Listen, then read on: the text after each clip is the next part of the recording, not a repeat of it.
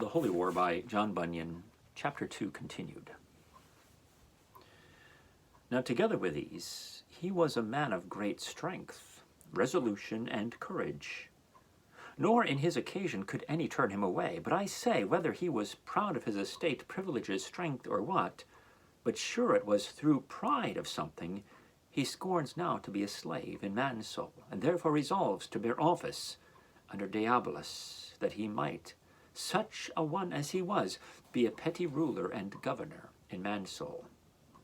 And headstrong man that he was, thus he began betimes. For this man, when Diabolus did make his oration at Eargate, was one of the first that was for consenting to his words, and for accepting of his counsel as wholesome, and though that was for the opening of the gate, and for letting him into the town. Wherefore Diabolus had a kindness for him, and therefore he designed for him a place.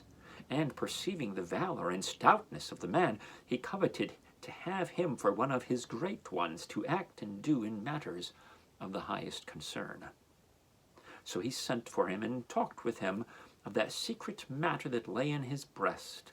But there needed not much persuasion in the case, for as at first he was willing that Diabolus should be let into the town, so now he was as willing to serve him there. When the tyrant therefore perceived the willingness of my lord to serve him, and that his mind stood bending that way, he forthwith made him the captain of the castle, governor of the wall, and keeper of the gates of man's soul. Yea, there was a clause in his commission that nothing without him should be done in all the town of man's soul, so that now, next to Diabolus himself, who but my lord will be will in all the town of man's soul, nor could anything now be done but at his will and pleasure throughout the town of man's soul. He had also one Mr. Mind for his clerk, a man to speak on every way like his master. For he and his lord were in principle one, and in practice not far asunder. And now was man's soul brought under to purpose, and made to fulfill the lusts of the will and of the mind. But it will not out of my thoughts what a desperate one this will was. When power was put into his hand, first he flatly denied that he owed any suit or service to his former prince and liege lord. This done, in the next place he took an oath and swore fidelity to his great master Diabolus, and then, being stated and settled in his place, offices, advancements, and preferments, oh, you cannot think, unless you had seen it, the strange work that this workman made in the town of man's soul. First, he maligned Mr. Recorder to death. He would neither endure to see him nor to hear the words of his mouth. He would shut his eyes when he saw him, and stop his ears when he heard him speak. Also, he could not endure that so much as a fragment of the law of Shaddai should be anywhere seen in the town.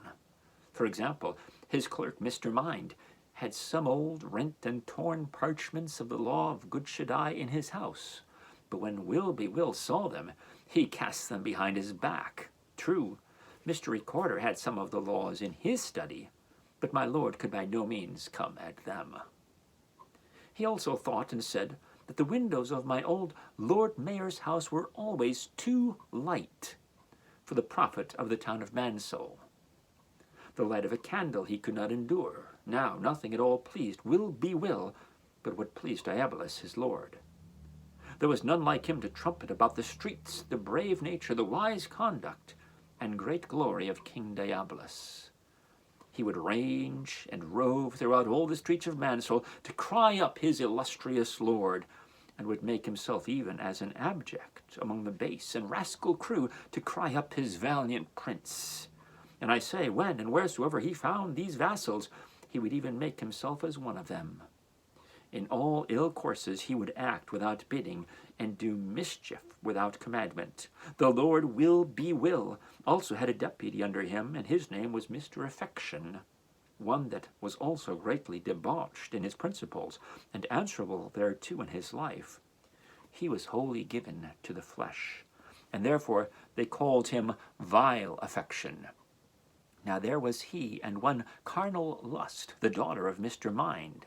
Like to like, quoth the devil to the collier that fell in love.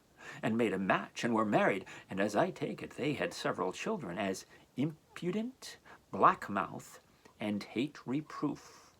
These three were black boys, and besides these they had 3 daughters, as Scorn Truth and Slight God, and the name of the youngest was Revenge. These were all married in the town, and also begot and yielded many bad brats, too many to be inserted. But to pass by this, when the giant had thus engarrisoned himself in the town of Mansol, and had put down and set up whom he thought good, he betakes himself to defacing. Now there was in the marketplace in Mansol, and also upon the gates of the castle, an image of the blessed King Shaddai. This image was so exactly engraven, and it was engraven in gold, that it did the most resemble Shaddai himself of anything that then was extant in the world. This he basely commanded to be defaced, and it was as basely done by the hand of Mr. No Truth. Now you must know that as Diabolus had commanded, and that by the hand of Mr. No Truth the image of Shaddai was defaced, he likewise gave order that the same Mr. No Truth should set up in its stead the horrid and formidable image of Diabolus, to the great contempt of the former king and debasing of his town of Mansol. Moreover, Diabolus made havoc of all remains of the laws and statutes of Shaddai that could be found in the town of Mansol, to wit, such as contained either the doctrines of morals, with all civil and natural documents, also relative severities, he sought to extinguish.